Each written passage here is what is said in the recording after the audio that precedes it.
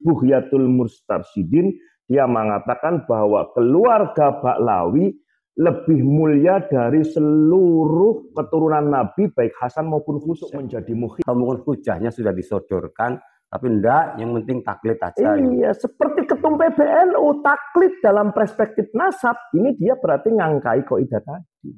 Makanya saya berani mengatakan ketum PBNU dalam urusan nasab bodoh. Nggak usah cari catatan. Goblok. Kualat. Aduh, ya Allah, ya Rabb. Mukibib dengerin ya. Jadi statement dari kitab Nahrul Maurud ini bahwa menurut Habib, kalian Mukibib adalah diibaratkan seperti binatang, kebo sapi. Oke, assalamualaikum warahmatullahi wabarakatuh. Kembali lagi di channel AADJ.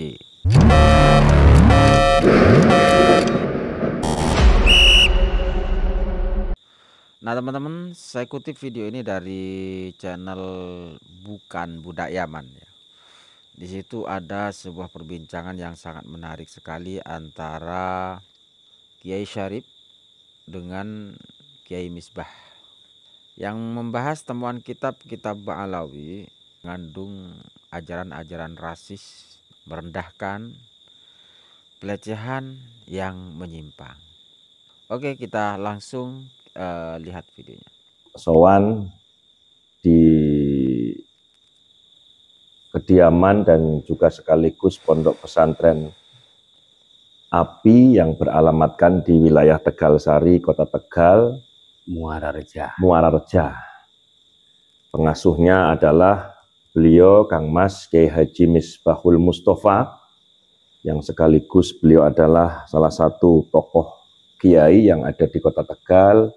Beliau merupakan Rois Syuriah, pengurus cabang Nahdlatul Ulama Kota Tegal. Kita doakan mudah-mudahan beliau panjang umur, sehat walafiat. Amin. Kiai Misbah, gimana malam hari ini, sehat? Alhamdulillah fi sihatin wa afiyah. Ini saya mendengar katanya sampean dapat informasi tentang kitab-kitab sesat khurafat Habib. Itu kitab apa Kiai yang mau dibaca malam ini, Kiai? Itu ada di kitab An-Nahrul Maurud min Baharil Fadli wal Jud min kalami imami ahli syuhud Qutbil Arifin wa imamil wasilin Al-Imam Al-Habib Idrus bin Idrus Al-Habsyi. Berarti anak kitab arane Nahrul Maurud, karangane Idrus margane Al-Habsyi ya. Al-Habsyi. Idrus bin Umar bin Idrus Maning. Idrus bin Umar bin Al-Habsyi. Al-Habsyi. Iya. Apa isinya, Kiai? Monggo silakan dibaca, Kiai. Yang saya janggal itu di pernyataannya ketika beliau ditanya. Waqad su'ila radhiyallahu anhu indama yurwa anna jama'atan minal arabi istama'u faqala wahidun minhum ana amirukum faqala akharu bal ana amirukum wa kadzalika al akharuna kullun yaqulu ana amirukum. Ya. Yaitu orang-orang Arab. Ya, saya yakin yang dimaksud adalah habaib. Ya karena memang yang bikin kitabnya ya memang Habsyi, berarti Ba'lawi kan kayaknya. Ya. Nah, di kalangan mereka itu ketika berkumpul di komunitas tertentu, lalu ada orang yang bertanya, siapa pemimpinmu? Maka orang tersebut akan jawab, saya pemimpinnya. Ketika datang lagi, tanya lagi yang di sebelahnya, pemimpinmu siapa? Ya saya. Sebelahnya lagi ditanya, pemimpin kamu siapa? Ya saya. Jadi masing-masing merasa menjadi pemimpin. Nah, lanjutnya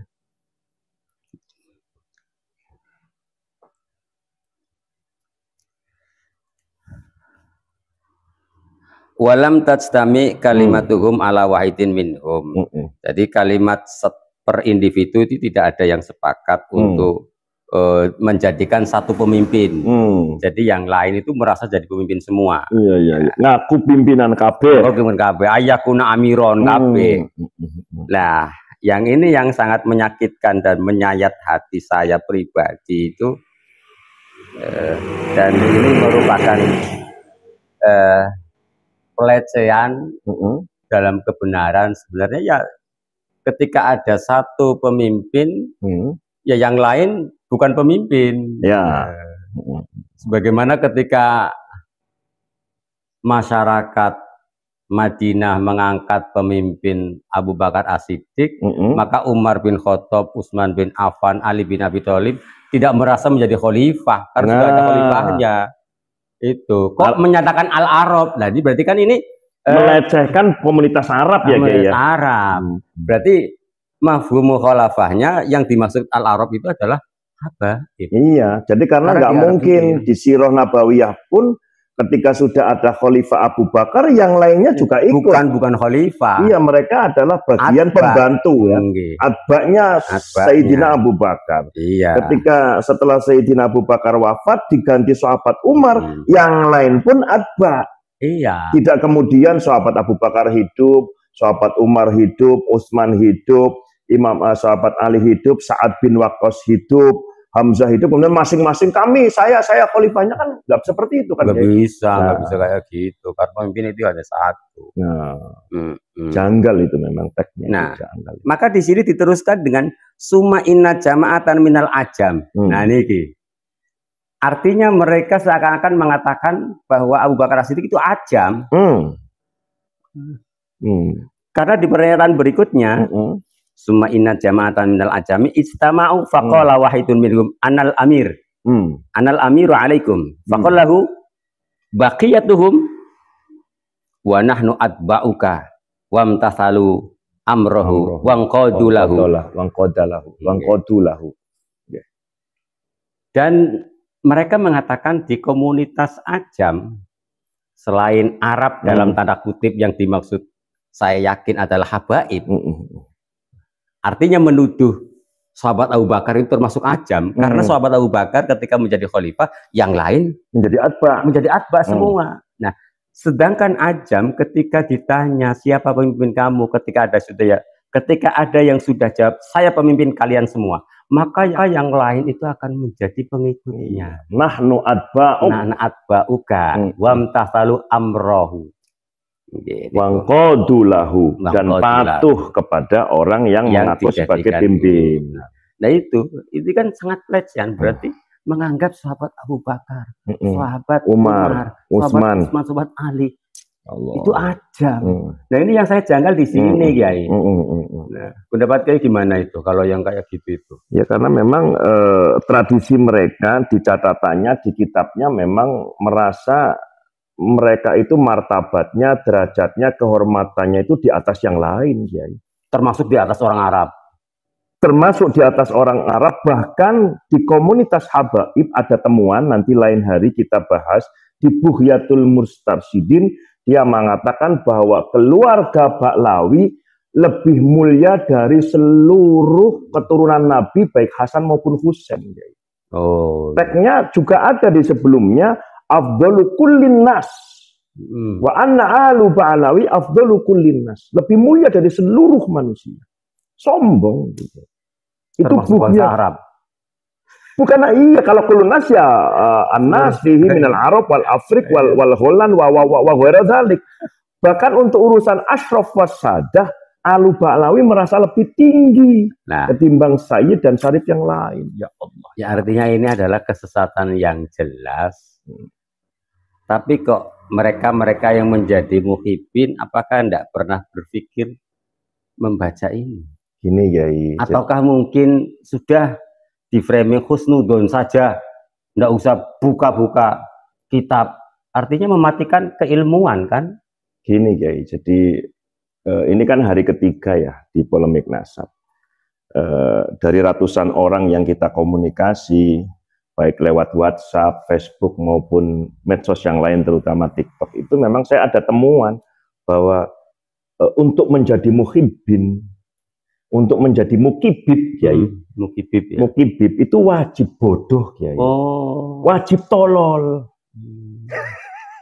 Jadi kalau yang nggak tolol nggak masuk. Nggak mungkin, nggak masuk. Satu. Yang kedua, ketika kita bicara perspektif husnudon, Kiai tentu paham ada di Quran surat Yunus 36, Kiai. Teksnya begini. Wa ma yattabi'u aktsaruhum illa dhanna. Inna dhanna la yughni minal haqqi syai'a.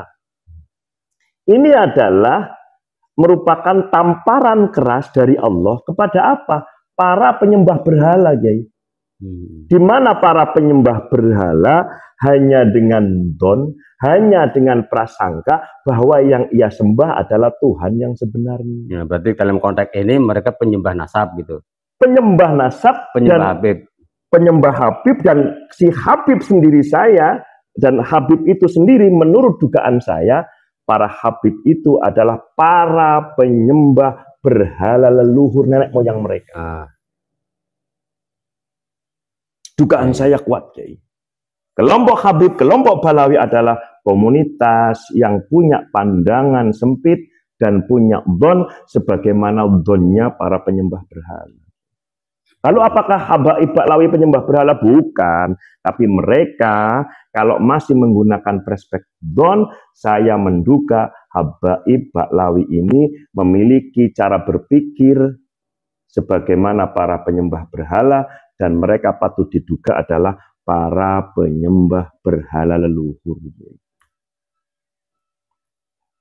Kaidahnya kan jelas, Kiai, bahwa dalam Al-Quran wala takfu ma laisa laka bi ilm. Itu. Kemudian la at-taqlidu ba'da dhuhuril hujjati haram.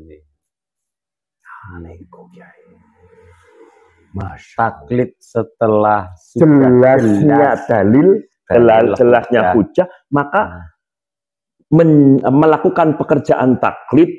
Nah, di mana pelakunya adalah muqallid, pekerjaan taklid itu menjadi haram. Padahal muqallidnya tahu tentang hujah, atau mungkin hujahnya sudah disodorkan, tapi enggak, yang penting taklid aja. Iya, seperti ketum PBNU, taklid dalam perspektif nasab, ini dia berarti ngangkai kaidah tadi. Makanya saya berani mengatakan ketum PBNU dalam urusan nasab bodoh. Tidak alim dia. Karena hanya membahasakan dan disebarkan dengan bahasa kita husnudon saja. Nggak usah cari catatan. Goblok. Kualat. Aduh, ya Allah, ya Rabbi. Mudah-mudahan ketum sadarlah, Tom. Yang panjenengan pimpin ini organisasi besar, organisasi milik para ulama, para wali-wali. Tolong sekali lagi, tolong ketum sadar, bersikaplah yang bijaksana dan juga bijaksini. Silakan, Kiai, lanjut, Kiai. Nah, ini yang membuat miris dan tentunya orang waras tidak akan bisa menerima, Kiai. Di akhir daripada pembahasan tentang Arab dan Ajam, permasalahan kepemimpinan. Mereka mengatakan dengan nyata di kitabnya An-Nahrul Mawrud bin Bahril Fadl wal Jud min Kalam Ahli Syuhud, menyatakan begini, Kiai. Suma inna jama'atan minal ajami istamau faqala wahidun, itu sudah tadi dibahas. Di bawahnya semacam kayak ada perbandingan, membandingkan upaya membandingkan ya, mana kredibilitas, mana yang lebih mulia antara Arab dengan Ajam. Iya. Dengan definisi Ajam yang semacam itu tadi. Ada Ajam itu ketika ada yang diangkat satu pemimpin, maka yang lain bukan ikut, pemimpin. Yang lain ikut. Ya, yang lain harus ikut. Nah, apa jare pemimpin? Apa jare pimpinannya? Nah, lalu dia menyatakan mulia mana orang bangsa Arab dalam tanda kutip. Ada Ajam itu ketika ada yang diangkat satu pemimpin, maka yang lain bukan ikut, pemimpin. Yang lain ikut. Ya, yang lain harus ikut. Nah, apa jare pemimpin? Apa jare pimpinannya? Nah, lalu dia menyatakan mulia mana orang bangsa Arab dalam tanda kutip Habib adalah Habib dengan yang bukan Habib.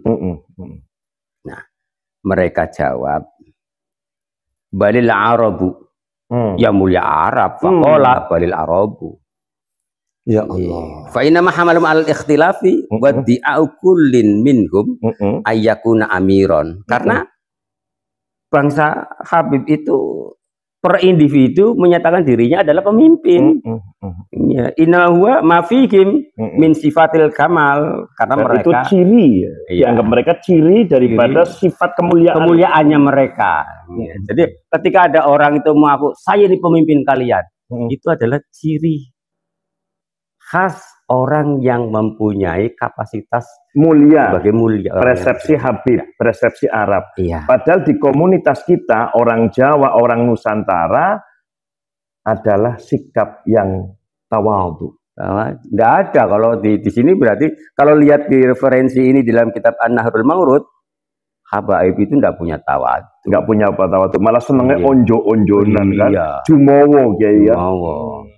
Jadi dia itu tidak mengenal dan tidak memahami man tawadhu'a rafa'ahullah. Ya, si rafa'ahune rafa'u sapa karepe apakah yang dua Tuhan selain Allah apa primen? Allah alam bisawab. Nah, yang paling menyakitkan di akhirnya itu tadi sudah membandingkan orang Arab dengan ajam Arabnya dalam tanda kutip. Iya, Habib lebih mulia. Sangat merendahkan kepada orang ajam itu dengan pernyataannya wa ammal ajamu fa innama hum kalbahaim. Allahumma sholli ala Muhammad. Kita ini dianggapnya kayak kerbau sapi. Ajam dianggap sekumpulan binatang. Kewan. Iya, hewan. Kurang ajar. Iya.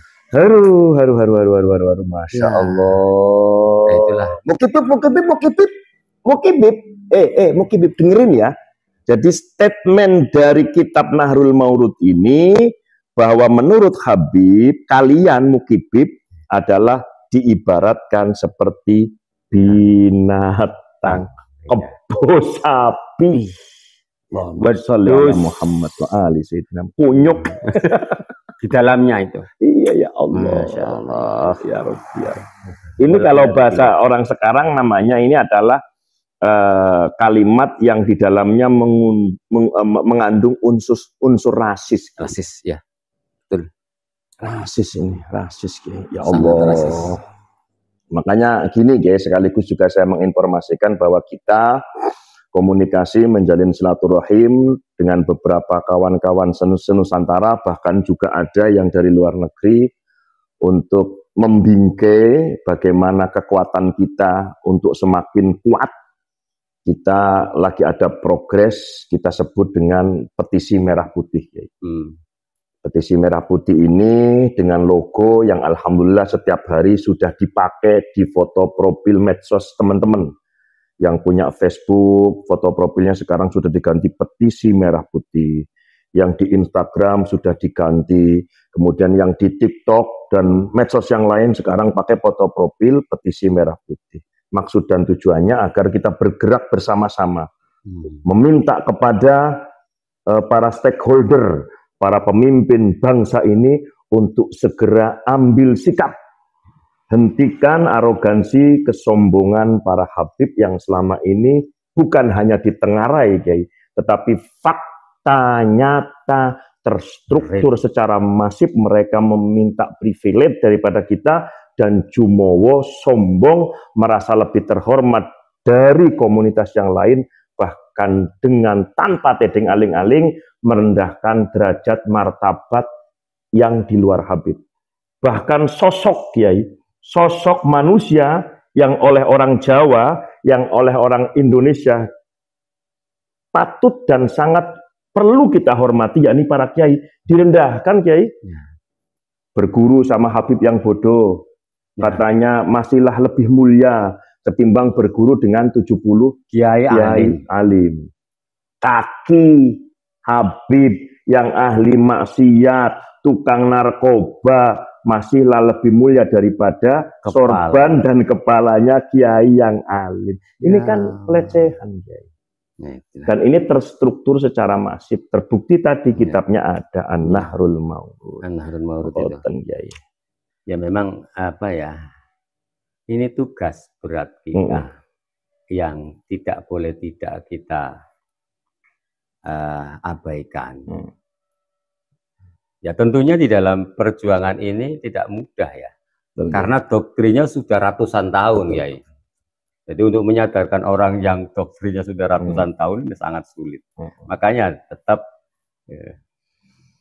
kita berusaha dan berdoa memohon kepada Allah agar Nusantara ini terbebas dari orang-orang yang seperti itu. Amin ya rabbal alamin. Baik, terima kasih Kiai Misbah atas penjelasan dari kitab An-Nahrul Maurud dan juga nasihat-nasihat kebaikan untuk mengajak kita semua segenap komponen bangsa negara kesatuan Republik Indonesia untuk bersatu, tetap solid, tetap kompak untuk kejayaan negara kesatuan Republik Indonesia. Salam NKRI, harga mati.